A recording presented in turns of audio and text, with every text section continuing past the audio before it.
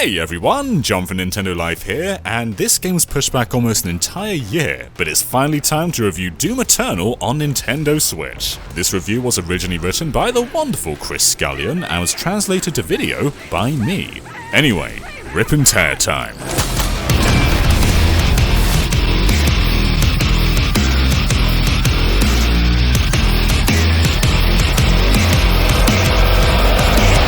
Look, we know what's gonna happen. Some of you may have seen some screenshots of this game and decided, this is a terrible port. Then you see our review and, spoiler alert, we're pretty positive, and you ask how can we possibly do our jobs right? Here's the thing though, much like a can of Coke, Doom Eternal is not meant to be enjoyed while it's still. Hit the screenshot button on your Switch while you're playing, especially in handheld mode, then jump into your gallery and you'll think, really? I mean, I could tell it was blurry, but it didn't look that bad. That's because the Warlocks at Panic Button Games have employed all manner of tricks and sorcery to make sure this thing still looks decent in motion. Let's not get ahead of ourselves though, we'll get into the game's performance in just a bit. Firstly, for those not familiar, Doom Eternal is the sequel to the 2016 Doom reboot, and once again puts you in the surprisingly durable armor of the Doomslayer, as he comes back to Earth and discovers he's been taken over by demons while he's been away. And to be fair, he was off fighting more demons, so it's not like he was on holiday or anything. While there's a plot in there that Doom aficionados will no doubt take great interest in, let's face it, it's just elaborate window dressing for the actual plot, which is kill everything that has a pulse, and some things that probably don't have a pulse but look dangerous anyway. Doom Eternal revolves around a principle its creators at id Software refer to as push-forward combat. While most other first-person shooters are best played by keeping your distance, attacking only when the enemy is exposed, and in some cases, taking cover to replenish your health, Doom Eternal actively encourages the player to run straight towards the enemy, all guns blazing. Your health doesn't recharge automatically in this game, and health pickups are far and few between. The best way to restore your health then is by shooting the enemy enough until they're nearly dead, and while they're flashing, you run straight towards them and perform a glory kill, a grimy execution move that also results in some health pickups. Similarly, if you're running low on ammo and there's not much around, your best bet is to chainsaw enemies, which makes them drop a rainbow of ammo. In this way, the game is constantly pushing you forwards, forcing you to tackle enemies head on because that's the best way to stay alive. The result, naturally, is non-stop action. It's a great game in its own right then, but anyone who's played the previous Doom game on Switch will know that some serious concessions have been made to get this thing running on Nintendo's console. The big question then is how severe the downgrade is compared to other systems, and how does it affect your enjoyment of the game? Let's not beat around the bush. Put this next to the Xbox One and PlayStation 4 versions, and it's obvious that the reduction in quality is severe. Those versions run at 60 FPS at high resolutions, especially on the X and the Pro. Would be surprised if Switch ever gets higher than 720p. Like the last game, this uses an adaptive resolution, which means it's constantly decreasing and increasing the detail to keep everything running smoothly. And to be honest, it's usually decreasing. Adaptive resolution is not an uncommon trick. Loads of games use it, even Nintendo games like Mario Odyssey and Splatoon 2, which can both hit 720p. However, this is by far one of the most severe examples of it. What this means in practice is you can literally see the image getting blurrier in certain scenes, almost like the Doomslayer has taken off his glasses. What's more, all the enemies you encounter have been severely filtered, which is why in static screens they look a bit rubbish. Play the game in handheld mode and these issues are increased significantly. People's faces in Google Street View can be less blurry than Doom Eternal in handheld mode. And it can be a little disappointing when you reach one of the game's numerous, vast open areas, which were clearly originally designed to be jaw-dropping when you first encountered them, and everything looks softer than a plush Kirby.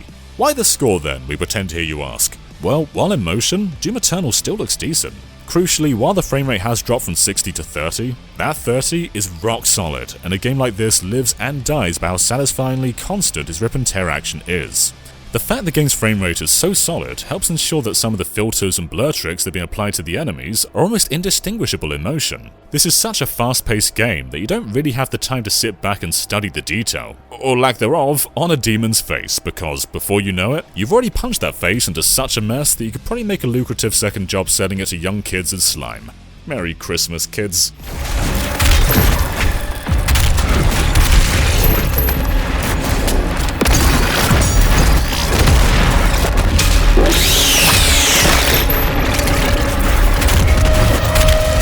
The reality is that most of the game is spent running around large areas filled with demons as you dash, double jump, shoot, detonate, stomp, punch, and single swarms of scum, all while the most glorious heavy metal soundtrack belts out in the background. You genuinely don't have time to stop and count the pixels. Everything's going so quickly, and the action is so relentless that your brain fills in the details along the way.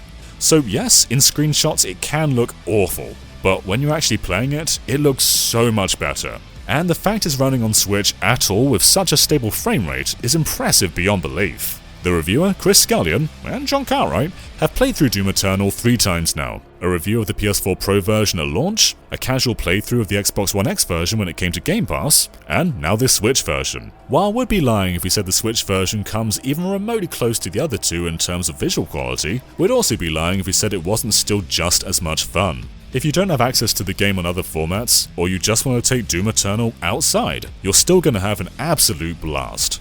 Doom Eternal has undergone one of the most severe visual downgrades we've seen to get a game running on the Switch, which is a portable console lest we forget.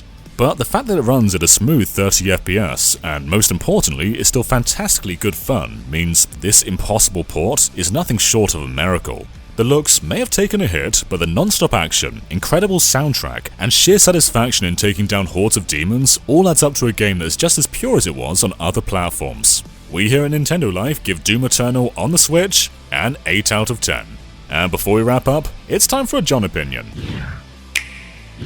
So I definitely agree this is a very impressive port. It doesn't look too bad in motion, and it runs pretty well too. However, one massive thing to me that wasn't mentioned in the review is gyro. In my opinion, Doom 2016, despite running and looking worse than other versions, is still best controlled on the Switch. Of course, mouse and keyboard can rival that, but in terms of consoles, I would choose the Switch over Xbox One and PS4 solely for gyro. And with Doom Eternal, the same is mostly true.